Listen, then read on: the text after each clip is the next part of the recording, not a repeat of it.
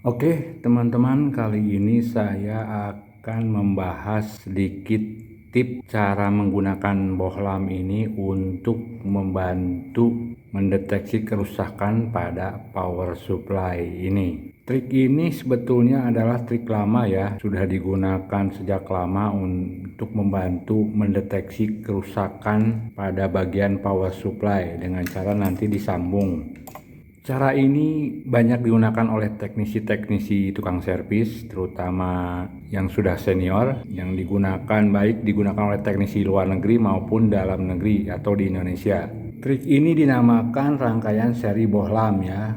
Gunanya adalah nanti sebagai hambatan jika ada konsleting atau masih ada konsleting pada power supply. Nah, arus besar tidak akan menghancurkan komponen ini jika masih ada konslet, jadi ditahan oleh nyala bohlam ini.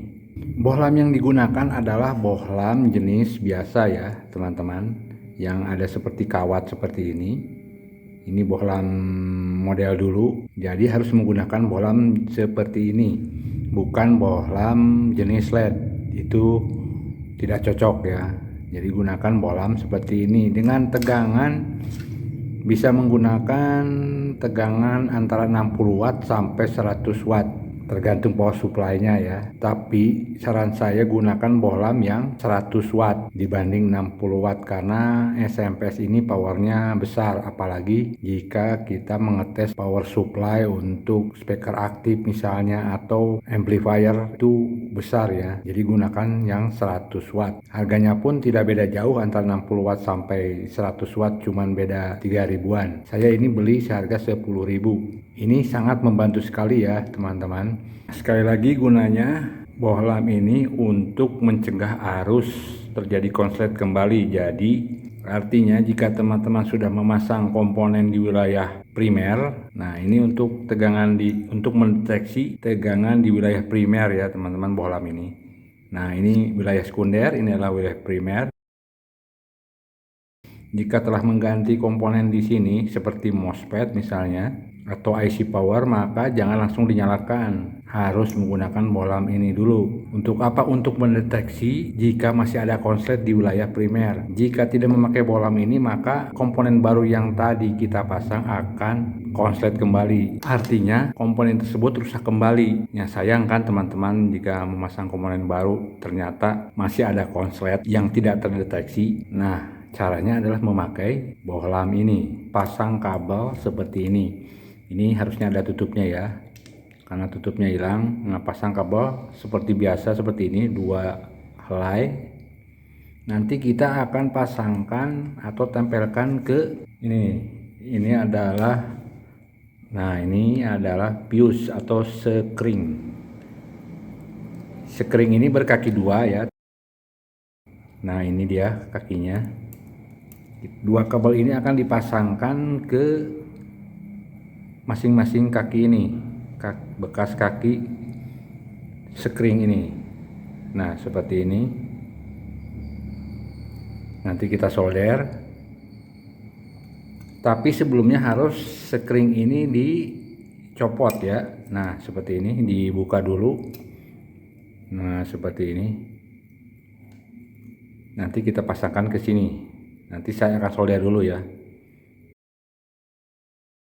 Bekerja dengan modul power supply perlu kehati-hatian karena berhubungan dengan tegangan tinggi, yaitu tegangan listrik PLN. Jangan sentuh kaki elko besar ini dengan tangan meskipun kabel listrik telah dicabut karena masih menyimpan tegangan tinggi. Gunakan lampu bohlam biasa 100 watt. Ingat, lampu bohlam biasa, bukan lampu jenis LED. Pasang kabel secukupnya seperti ini, lalu sentuhkan ke masing-masing kaki elko besar ini. Maka lampu akan menyala sebentar lalu mati. Itu tandanya tegangan pada elko ini sudah terbuang. Selanjutnya kita bisa bekerja dengan aman. Ingat selalu buang sisa tegangan pada elko besar ketika kabel colokan listrik sudah dicabut. Oke teman-teman, ini sudah saya pasangkan, sudah saya solderkan seperti ini, dan listriknya pun saya sudah sambung ini jalur ke listrik. Harusnya di sini ya colokannya, nah di sini. Karena kabelnya pun hilang, jadi saya terpaksa disolderkan di sini saja. Oke, sekarang kita tes. kita akan melihat menganalisa terangnya lampu ini. Nantinya lampu ini akan terang. Dari sinar lampu ini kita bisa menganalisa berbagai atau jenis kerusakannya seperti apa dengan karakter nyala lampu ini. Oke teman-teman, sudah saya akan colokkan ya. Perhatikan sinar lampu ini akan menyala terang, mati atau bagaimana, kita lihat ya. Nah, saya akan colokkan. Perhatikan lampunya.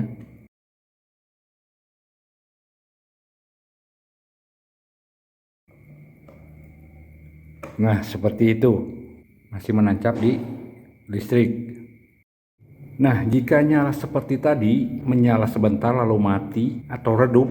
Nah, ini masih nyala ya, cuman tidak besar, cuman seperti garis tapi nyala atau mati total. Itu berarti menandakan bahwa power supply ini keadaan normal, masih bagus. Jadi tidak konslet, tidak ada kerusakan apa-apa. Ditandai dengan tadi menyala sebentar lalu mati atau meredup. Redupnya sampai mati ya, sampai terlihat ada garis sinar ini masih nyala tapi kecil, sangat kecil, atau sampai mati total.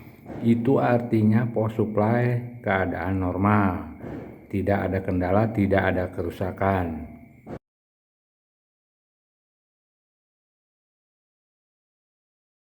Nah, sudah saya cabut kembali, sekarang kita akan colokkan kembali. Nah, jika sudah saya colokkan ke listrik, ternyata ini tidak menyala atau mati total, teman-teman, berarti ini masih ada masalah aliran listrik tidak mengalir ke rangkaian bagian primer ini.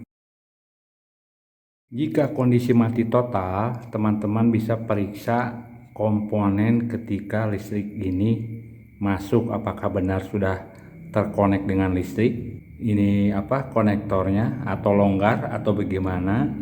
Pastikan komponen semua yang ada di area tegangan tinggi atau primer ini, dari mulai colokan listrik ini, tersambung atau tidak ada yang rusak secara fisik. Misalnya terbakar, pecah, retak, atau apapun, atau karatan kakinya atau tidak menempel. Pastikan normal.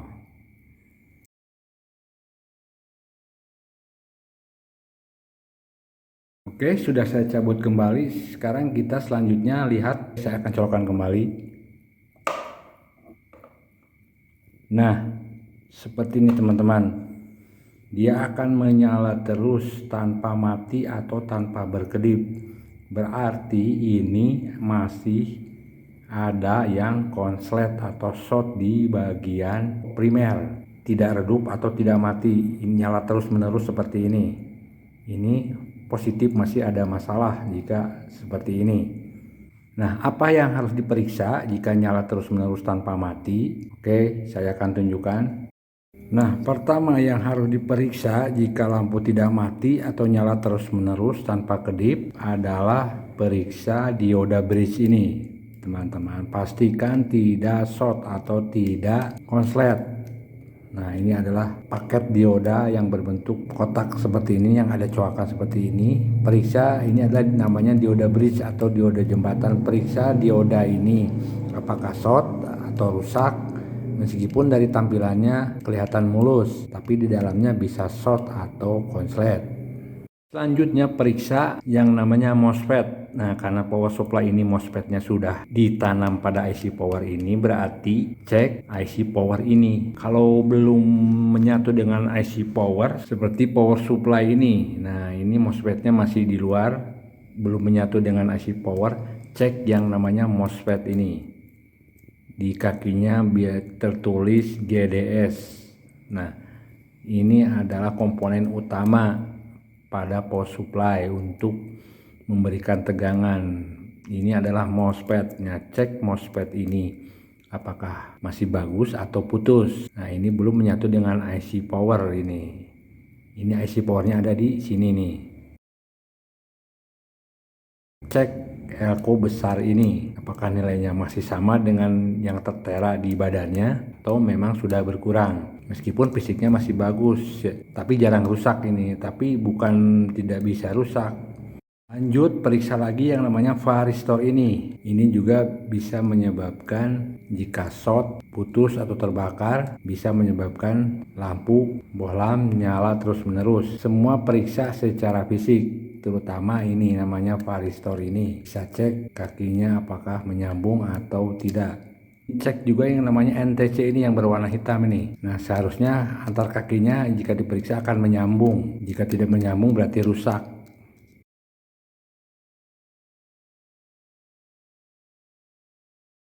Oke, sudah saya cabut kembali. Sekarang perhatikan lagi. Kita akan colokkan lagi ya. Perhatikan lampunya. Nah, seperti itu teman-teman.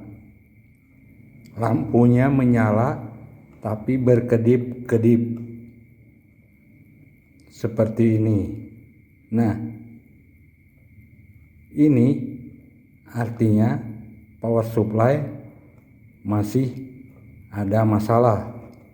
Nah, kedipnya itu bisa cepat, bisa lambat ya. Yang jelas berkedip-kedip berarti masih ada masalah di power supply ini. Nah, apa yang harus diperiksa jika lampu tadi berkedip-kedip? Tegangan masih berdenyut, artinya kondisi akan start tapi terproteksi oleh IC power ini karena masih ada masalah. Dia mencoba start namun PSU masih ada masalah, jadi IC memerintahkan atau terproteksi oleh IC power ini, jadi dihentikan prosesnya, jadi hasilnya berdenyut. Nah, sistem proteksi ini ada pada IC power ini, itu menandakan masih ada masalah. Apa yang harus diperiksa? Komponen apa misalnya yang harus diperiksa jika tadi lampunya berdenyut atau kedip-kedip seperti tadi? Pertama, cek di bagian sekunder ini. Ini berarti ada masalah di bagian sekunder ini. Teman-teman bisa cek dioda sekunder ini. Pokoknya dioda yang ada di bagian sekunder, cek apakah short, apakah nilainya sudah mati. Lalu selain dioda sekunder yang terpasang di sini, cek juga elko ini. Yang kecil-kecil ini bagian sekunder ya, saya bicara di bagian sekunder bukan di bagian primer, bukan di sini. Nah, cek juga elko ini, siapa tahu ada yang salah satu ada yang bocor atau nilainya berkurang. Cek elko kecil di bagian sekunder ini.